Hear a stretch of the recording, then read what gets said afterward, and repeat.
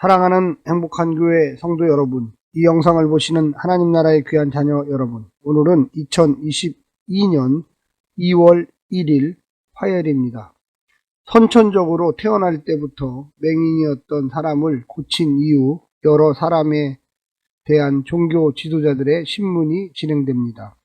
안식일 논쟁은 예수님의 사역 내내 종교 지도자들과 부딪힌 문제였습니다. 공간 복음서에서는 사역 초기부터 예수님의 기적을 안식일에 일하지 말라는 율법 내용과 상충하는 것으로 해석한 종교 지도자들이 예수님을 공격했습니다. 요한복음에서도 1년 전 초막절에 38년 된 병자를 고친 날이 안식일이었기에 그 문제로 인해 예수님에 대한 본격적 반대가 시작되었습니다. 그런데 지금은 예수님과 그들과의 관계가 더 안 좋게 되었습니다. 그들은 눈에 불을 켜고 예수님을 죽일 증거를 찾으려 하고 있습니다. 먼저 오늘 본문 요한복음 9장 13절부터 23절까지의 말씀을 듣고 다시 오겠습니다.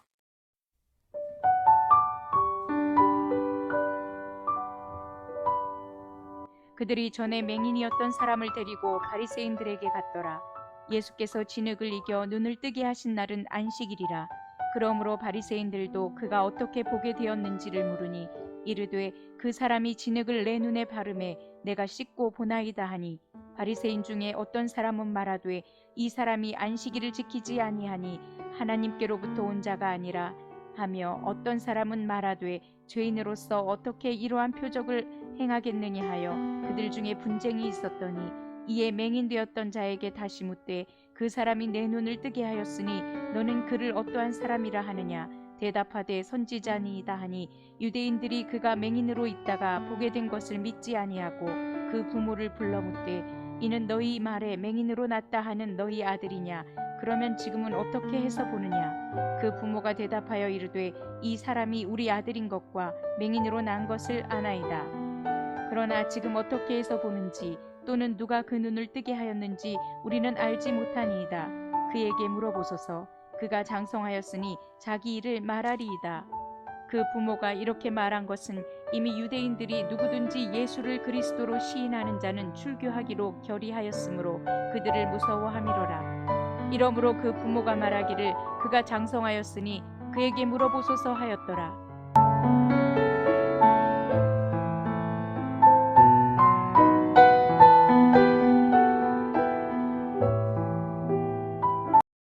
13절부터 17절까지는 바리새인들과 고침받은 맹인의 대화, 18절부터 23절까지는 바리새인들과 고침받은 맹인 부모와의 대화에 대해서 이야기하고 있습니다. 오늘 본문을 좀 더 세분하여 생각해 보겠습니다. 안식일 논쟁 두 번째 이야기 부분입니다. 요한복음 5장에서 안식일 논쟁이 있었습니다. 9장에서는 더욱 세분화되고 있습니다. 15절 16절 바리새인들끼리의 논쟁입니다. 안식일에 일을 하였기에 안식일을 지키지 않았다. 그래서 예수님은 하나님께로부터 온 사람이 아니다. 두 번째는 어떻게 죄인이 소경을 치유하는가, 표적과 기적을 행하는가, 하나님으로부터 오지 않았다면 그런 기적을 일으킬 수 없다라고 16절에 이야기하고 있습니다. 이제는 17절과 23절 바리새인들과 소경 간의 논쟁입니다. 특별히 17절 당신은 그를 어떻게 생각하오라고 바리새인들이 물어보고 있습니다.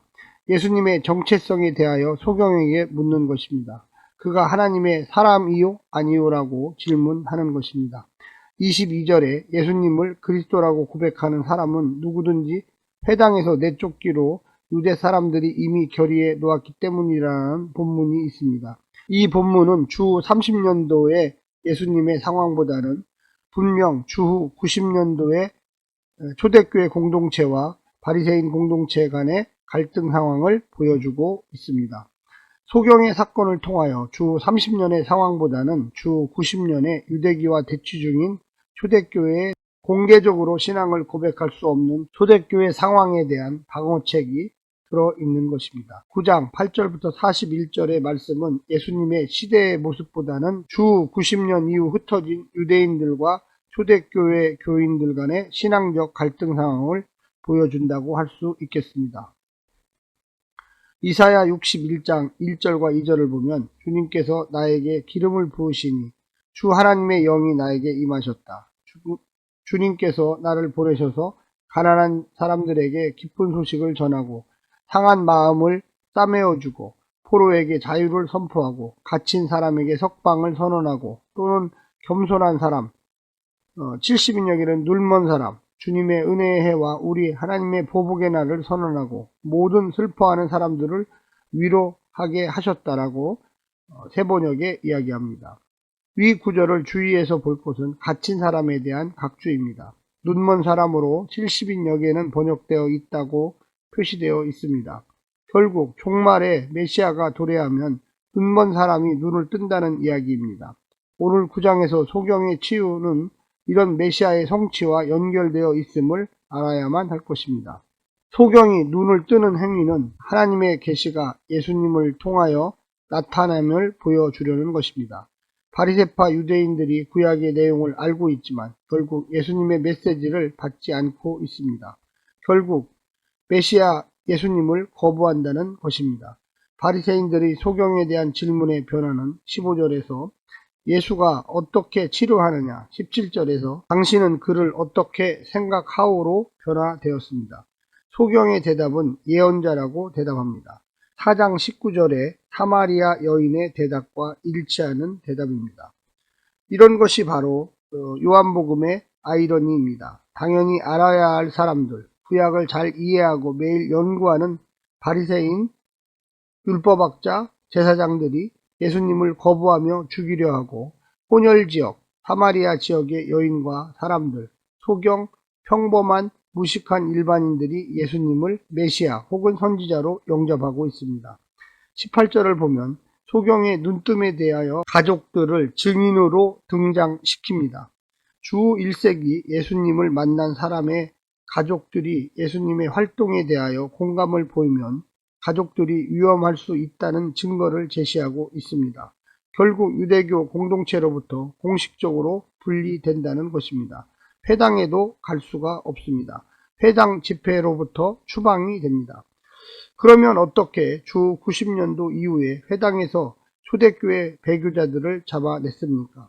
매번 예배 드릴 때마다 배교자의 기도문을 외우게 했습니다. 서서 기도하는 19개의 간청 중에 12번째가 저주의 기도였습니다. 초대교회로 간 유대인들을 저주하는 것입니다. 이런 기도를 하면서 어찌 초대교인이 유대교 회당에 남아 있을 수 있단 말입니까?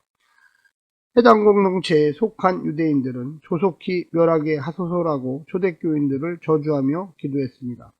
오늘날 우리가 이런 정도의 신앙을 소유했는가 가슴에 손을 대고 생각해 보아야만 할 것입니다. 자본주의 질서 체제에 살아가는 신앙인들은 과연 일상 공동체를 떠나 예수님을 믿는 신앙 공동체 안으로 들어설 수 있습니까?